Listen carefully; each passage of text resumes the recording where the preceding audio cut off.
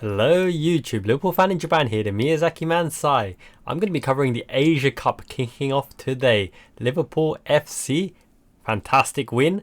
Now we rest and we look at the international team. This is the Samurai Blue, Captain Tsubasa, well-renowned anime, Adidas, beautiful football. And as you know, Japan are a very strong team these days, led by Captain Emperor Man Mountain Endo-san.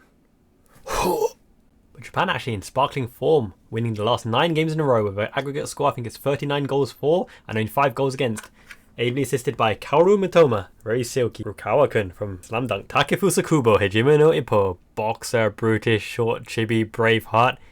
He can shine on this stage. Takehiro Tomiyasu, ultimate muscle, unfortunately at Arsenal, but solid player, very versatile, dependable, can play all along the back line. Ultimate muscle, Kinnikuman in Japan. If there's one player that Liverpool FC needs to sign, it's Ko Itakura, Kazuya Mishima, Tekken, king of the Iron Fist. Yeah, he's quality. And led by Emperor Endo, this lineup is sure to shine. I mean, how can you stop this? But you're probably aware of some of the famous names from the past, like Hidetoshi Nakata, Shinsuke Nakamura, those 2 free kicks against Manchester United right from Celtic. Straight in the top bins. Keisuke Honda? What about King Kazuyoshi Miura, who at 56 years old is the oldest professional footballer, I think, in world football at the moment, at least most notable. Take that, Cristiano Ronaldo, Romario.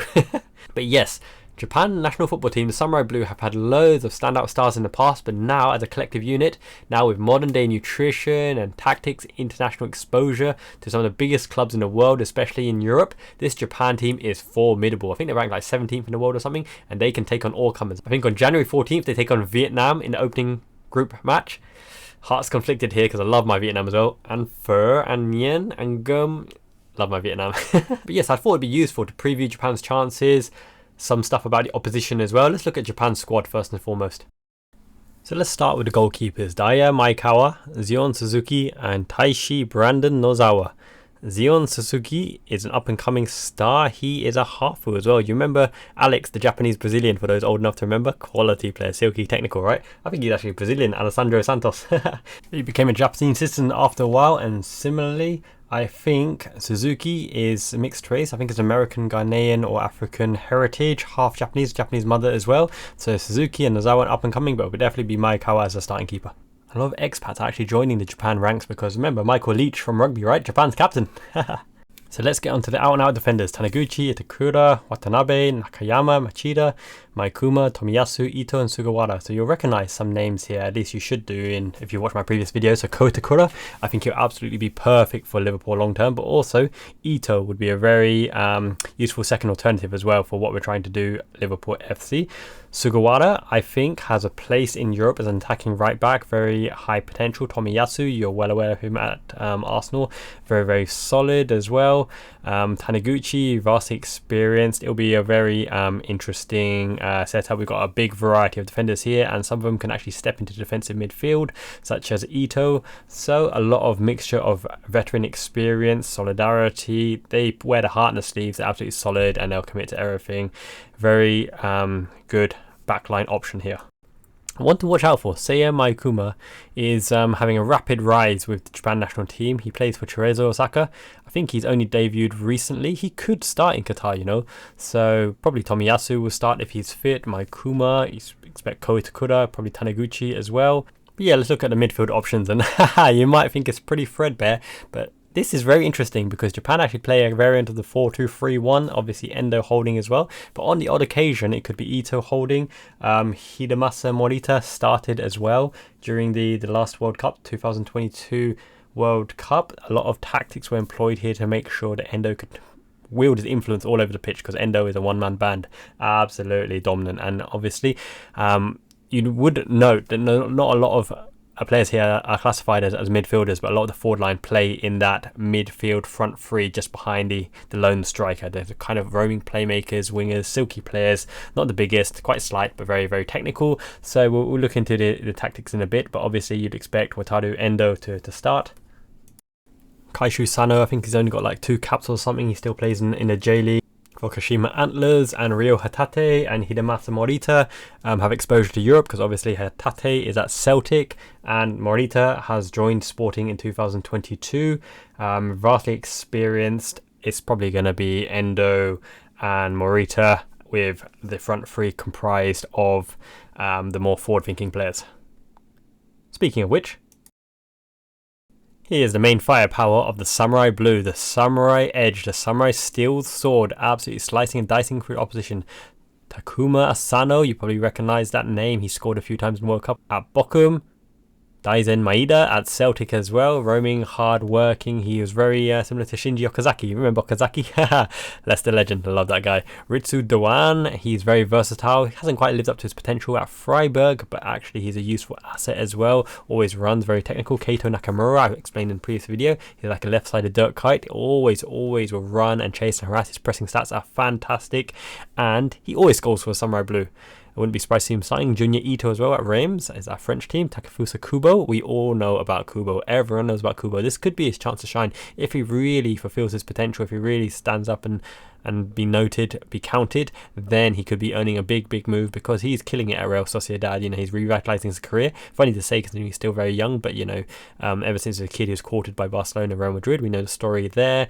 Hopefully his attitude, his commitment, his desire, and slightly less cocky attitude will get him to the heights he deserves. Takumi Minamino, Monaco. We know about Minamino. We know about Taki, our cup hero, scoring every round of the Carabao EFL Cup. Renaissance in Monaco, assist after assist, the odd goal here and there. Great player. He just needs to find that dedicated role in the team. Even for Samurai Blue, he doesn't always start. He's probably going to come in from the left-hand side, probably the left of the three in a 4-2-3-1. Kaoru Mitoma, main man. Beast, legend. Would be amazing if Liverpool signed him. Coming in injured. Now this is a big gamble because a lot of Japanese fans wanted potentially to see Mitoma light up this tournament. However, with his injury, not even convinced he's actually going to play. He's going to take to the pitch. De Zerbi is questioning, you know, the choice to bring him along. He should have been out for 6 weeks, but the Japan national team and the manager think he will be ready to contribute when it really matters, and we need him because he's top notch, direct, really has end product, goals and assists. Ryo Hatate at Celtic, Ayase Ueda at Feyenoord, Kaishu Sano, Kashima Antlers, and Mao Hosoya. Hosoya could be a surprise pick of this bunch because he's been lighting up in the J League. He's got 11 or 13 goals or something like that. He, you know, low double figures, but he's actually pretty consistent strike rate and great movement, great off the ball movement, great predatory instincts as well.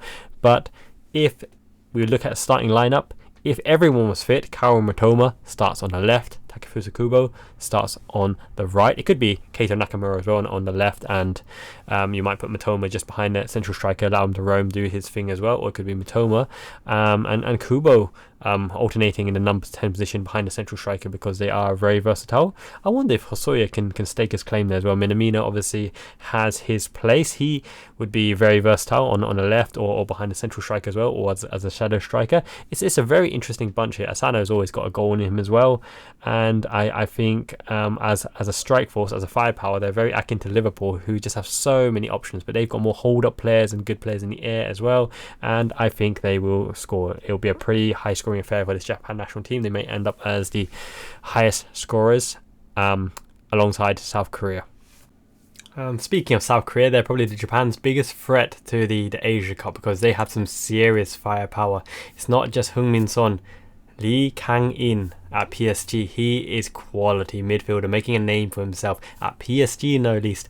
I don't know if you've heard of him, but he's really technical, he's really good. He's almost like a kind of roaming attacking midfielder, a bit in the Kaká mold. I do like what I see of Lee Kang-In. Potentially one for the future, but it's hard to get him at PSG, right? Money bags. Obviously Kim Min-jae holding the fort at the back.